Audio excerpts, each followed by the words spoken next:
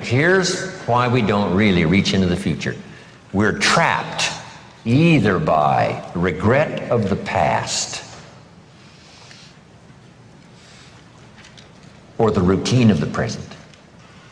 So busy with the routine of the present, we don't give much thought to designing the future.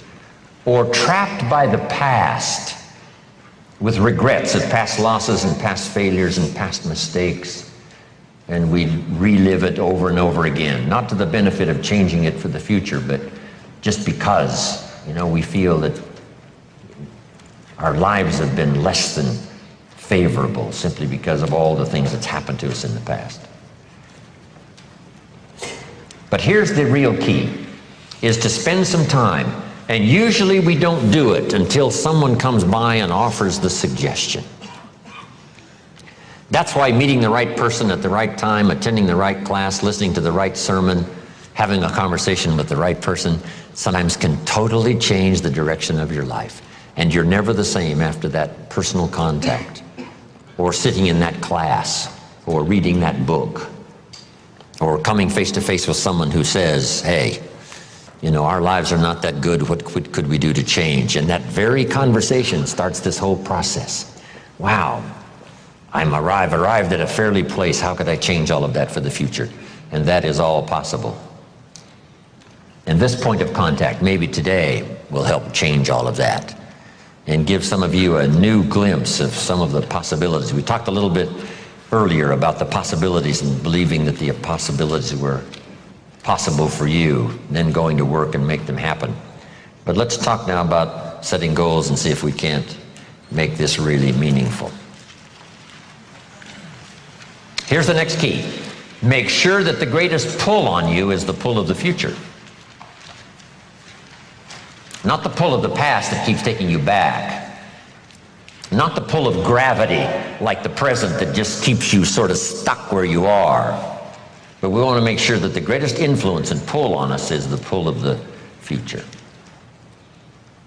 If you have powerful goals well designed, and plenty of them, to stir your imagination, here's what they will do. Goals become like a magnet.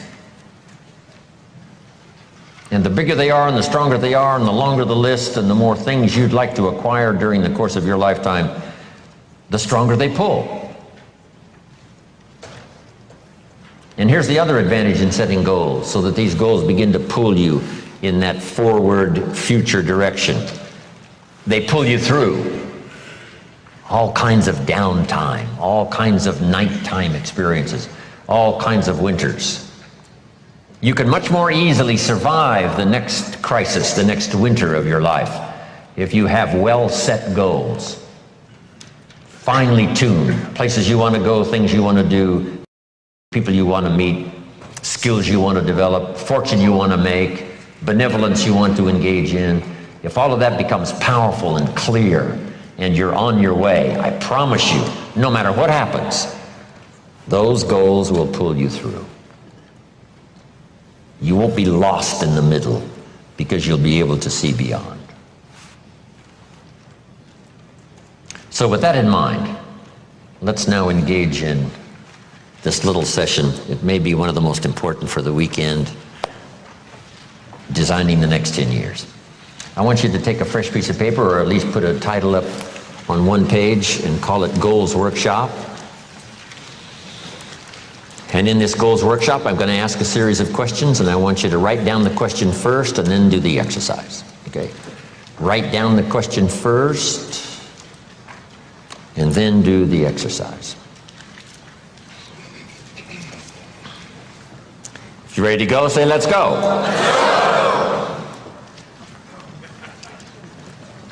Here's number one.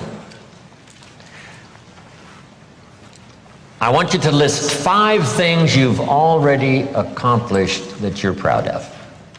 Make a list of 5 things you've already accomplished that you're proud of. Because all of us have set goals, maybe haphazardly, maybe spasmodically. Even when we were kids, we wished for something, worked hard, and sure enough, we got it. List 5 achievements, 5 goals that you've reached in the past already that you're proud of. If you won a gold medal at the Olympics, that would be a good one to put on there. Whatever you've accomplished, just a list of 5 things. This is just a little review that, we're not sitting in a very bad place. We've all accomplished some things. Some of us, a lot of things. When you're working with children, this is a good exercise to start with. What have you already accomplished that you're proud of? In this little country town in Idaho, I graduated 3rd in my class in high school. And I'm going to another class reunion in September. I graduated in 1949, 3rd in my class.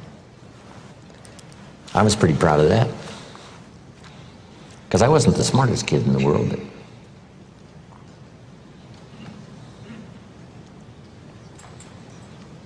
we're called the 49ers, Idaho 49ers, graduated in 1949.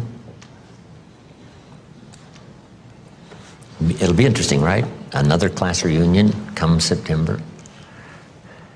Some of my classmates are still there in this little farm community, farmers, bankers, real estate people. It's a great group. 5 things you've already accomplished that you're proud of. Wish we had time here to go over everybody's list of 5. I'm sure some of you would be really impressed.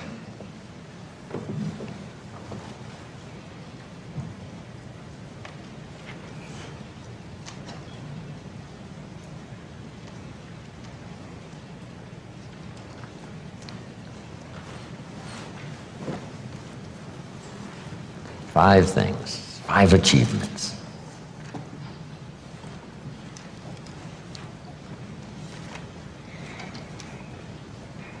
So this list of 5 now proves, right, that you already know how to set goals. Maybe not as intensely as we're going to work on now, but you've already done it. You've already said, hey, this is it for me, I'm going for it, and sure enough, you did. Okay, here's what's next now.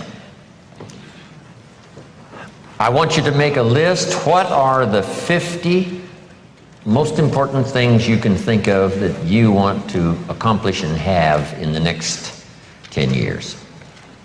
So just put at the top of this now, my 10-year goals, and I want you to make a list of at least 50 items. Little things, big things, and it doesn't matter what they are.